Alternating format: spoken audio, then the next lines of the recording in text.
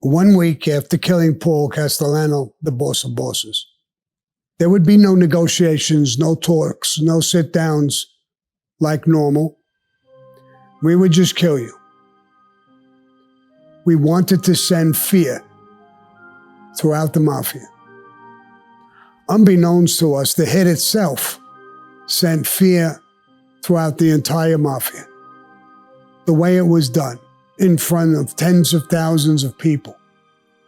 It shook the nation, it shook the state of New York, and it shook all of Cosa Nostra.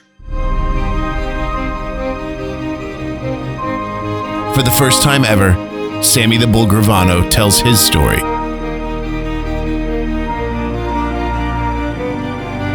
This is our thing.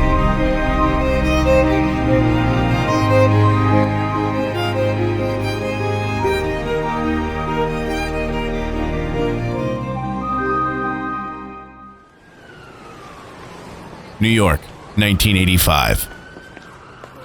1 week after killing Paul Castellano, the boss of bosses, we go around to captains and we're talking to them about the hit.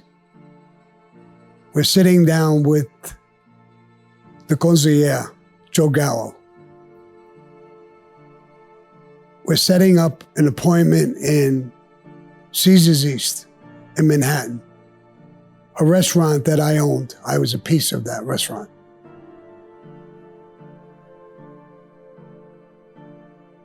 We invited all the captains to come down. Whoever drove them, which would be a maid guy, wouldn't be allowed in the basement with them. Just the captains. Joe Gallo would head the meeting. Frank DeCicco and John Gotti would sit on either side of him. Me and Angelo Ruggiero would stand behind the captains with guns. I had people upstairs, so the people who drove them there would be told, you're not allowed in the basement. If there was any kind of an issue, I was called. I would come up and tell them, all you could do is stay and wait. One of the guys, his uncle was Joe Acuri, who was a captain. He didn't come. He said he was in the hospital. I guess they were so frightened of what was going on, he threw himself in the hospital. He wasn't sick. He was afraid to attend this meeting. We had the meeting, and Joe Gallo told everyone, obviously, Paul Castellano was killed. We didn't know who did it.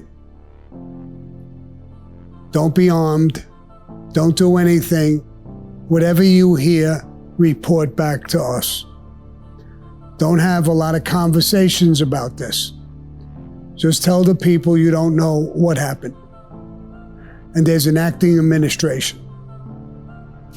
Joe Gallo, who was the only living administrative member, as the consigliere, would head the family temporarily with John Gotti and Frank DeCicco.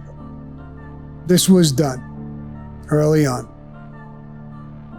Another meeting was set up. I believe Joe Piney set it up in a school in a basement. All the captains would attend that meeting as well.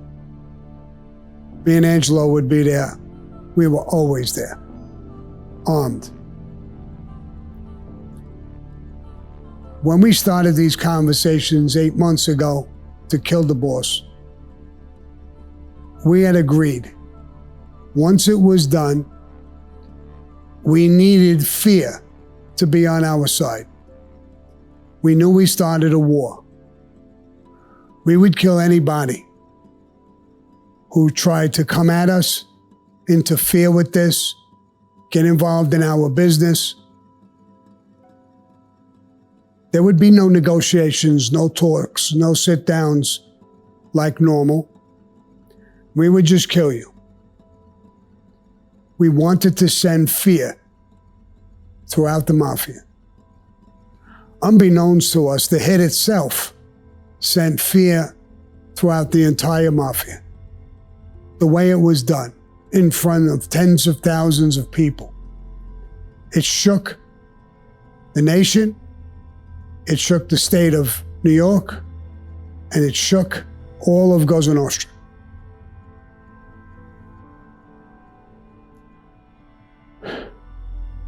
We had the power.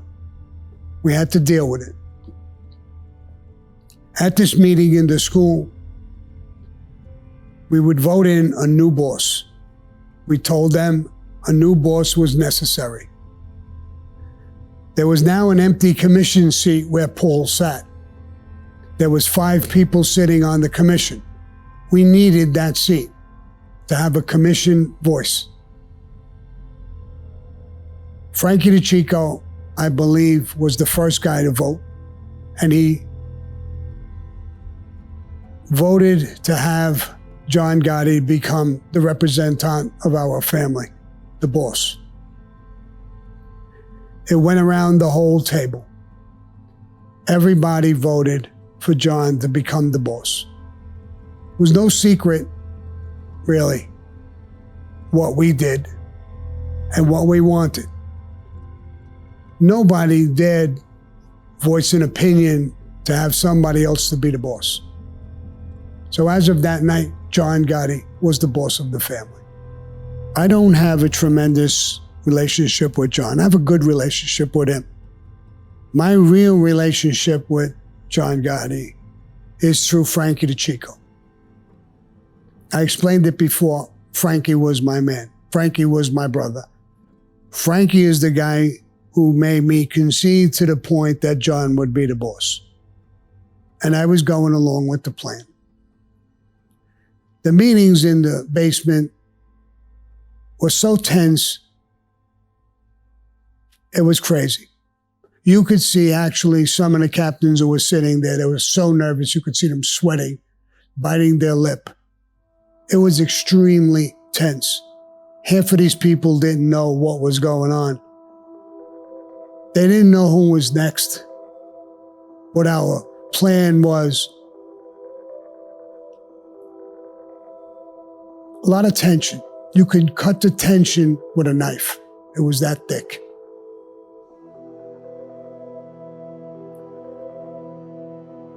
He made Frankie DeCicco the underboss of the family at that meeting. He left Joe Gallo in to be the gunzier of the family. Even though in our private talks away from Joe Gallo, he was the betrayer. He's the guy we didn't trust. He wouldn't stay in that position long. But for now, we would leave him. Soon after this meeting, a bunch of different things happened. I'll tell you one of the things that did happen. Christmas Eve came up. We were still living together, me and Frankie DeCicco, and everybody was avoiding going out.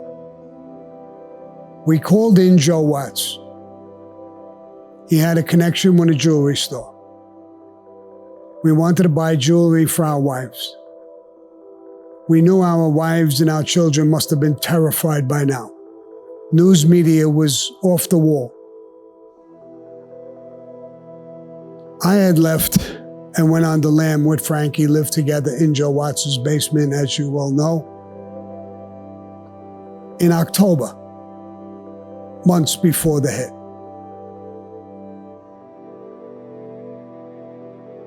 We did that. After a few meetings, Frankie DeCicco had told me, everybody is completely rocked. I think we could go home for Christmas Eve and Christmas Day. And then we'll come out. If the war is started, we'll start to fight. If not, we'll lay down the rules of how it's going to go. Whoever defies us, argues with us, we'll kill them.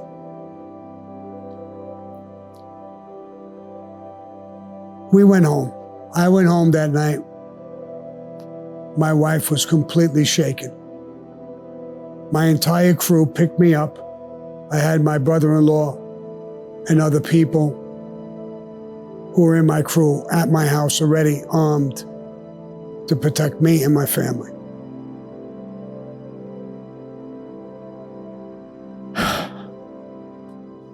We spent a good Christmas Eve and a Christmas Day, uniting. Lots of hugs, kisses, tears, nervous reactions. No real conversations with my family. They were legitimate people. After Christmas Day, we met again, and we went out. We dealt with different captains and different crews. I went to Tato, and I went to meet him. He got in the car, and I remember him telling me, this could be the end of Cosa Nostra as we know it. I thought he was concerned about the hit. I didn't let him know about the hit. He wasn't at any of the meetings. I wanted him sheltered. I didn't want him to become part of this war. When he said that, I said, don't worry about it, Tato, I got you. I got your back.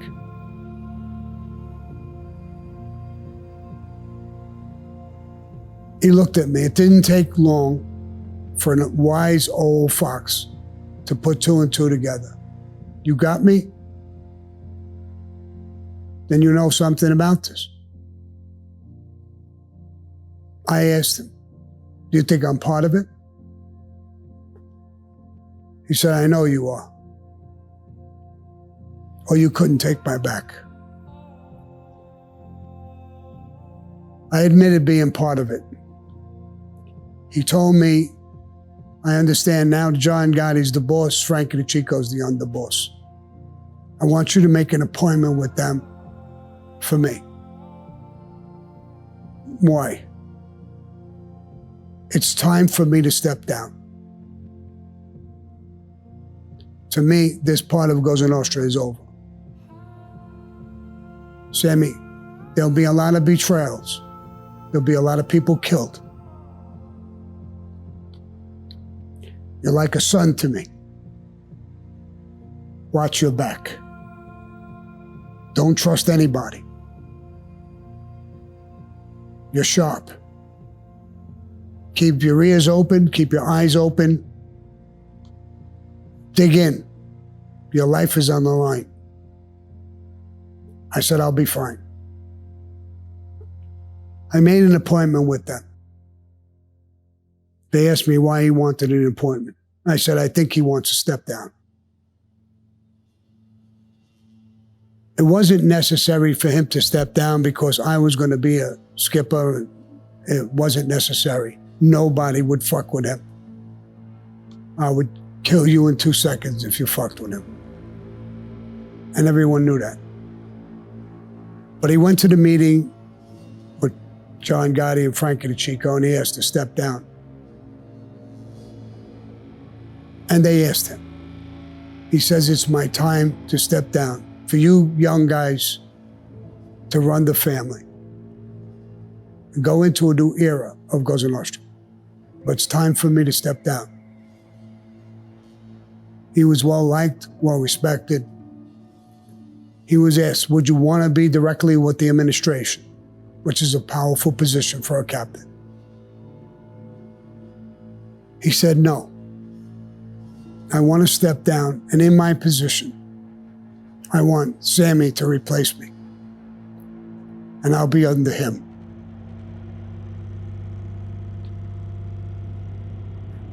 That's what they did.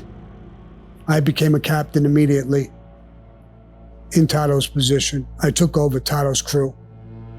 I had a small little crew of my own. My crew was always armed and ready, always had my back. My position grew.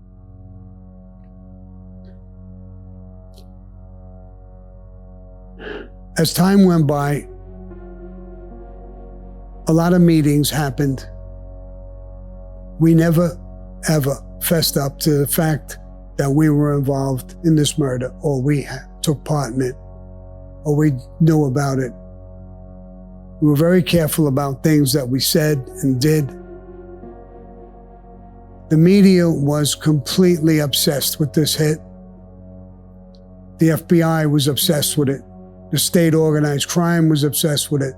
The other families, not only in New York, but in other states, were obsessed, sending in messages, asking questions. We had meetings with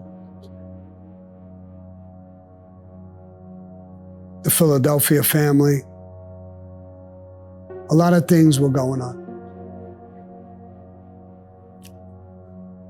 We were supposed to meet John Gotti at Jimmy Brown's club, a captain in Brooklyn. He had a club on 86th Street.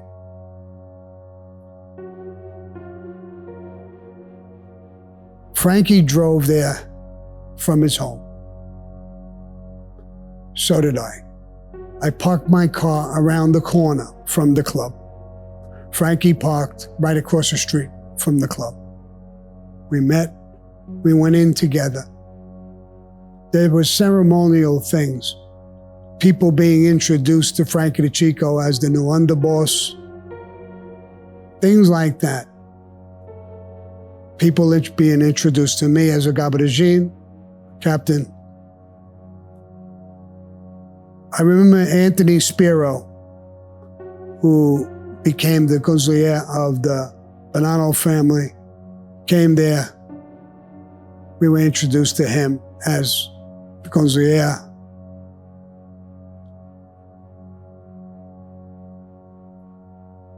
I'm not sure at that time whether he was a captain or the consigliere, but we were introduced formally in these new positions. A guy in the Lucchese family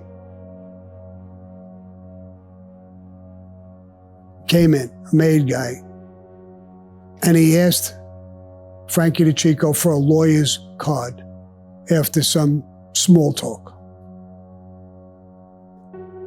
Frankie looked in papers that he had in his pocket.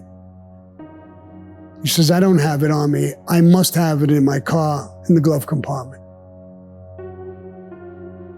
I asked Frank, you want me to go get it? He said, no, I'll get it.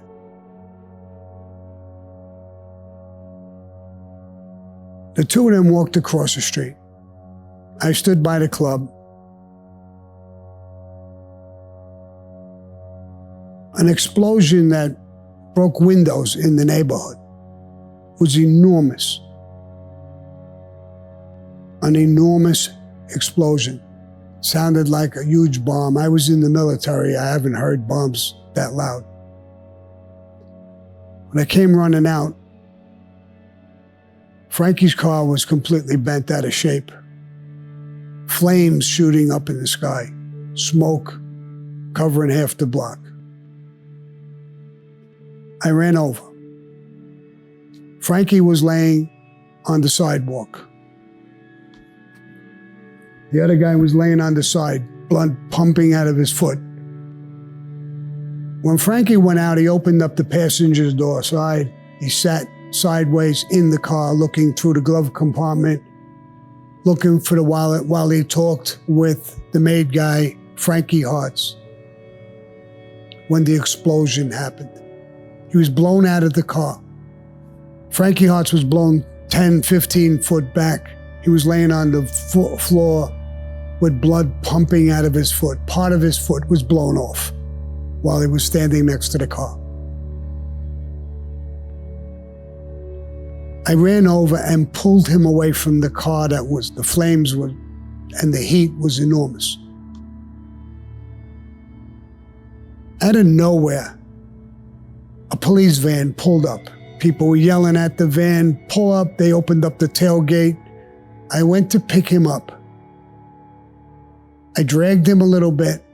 His leg and one arm wasn't coming. They were detached. I had to push everything and pull everything back together. When I put my hand around his neck, the other hand I put under him where his ass would be and his stomach would be. My hand went right through. My hand and my arm was in his body. The only thing that stopped me from going all the way through was the outside layer of skin in his stomach. I finally struggled to get him to the car. My brother-in-law, Eddie Garofalo, ran over. Other guys ran over. We helped pick him up, hold him together, and put him in the van.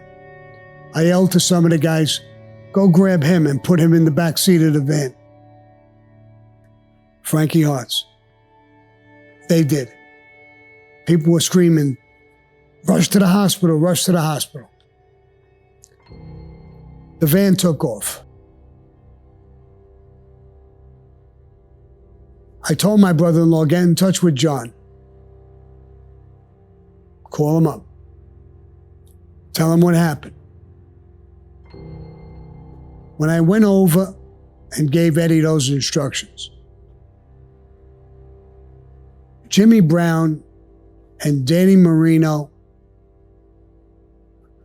came close to me and said, "Sammy, whatever we can do to help you, let us know. We're going to go home. If you need us, call us." First words out of their mouth. They just had this expression on their face of guilt. I knew something was wrong. Paulie Zach, another maid guy, came over and, "Well, who the fuck needs you at home? He needs you now." Whoa, whoa, whoa, take it easy. Let's relax. Let's not argue. Go ahead, go home. To Jimmy and Danny Marino. They both left. Most of the other guys stood there and came over. "Sammy, what can we do?" "Nothing. There's nothing you can do. Get in touch with Joe Watts. Tell him to go to the hospital and see what's going on, if he could get some answers." My brother-in-law came back and said, "Sammy, they want you up in Queens. John wants to see you."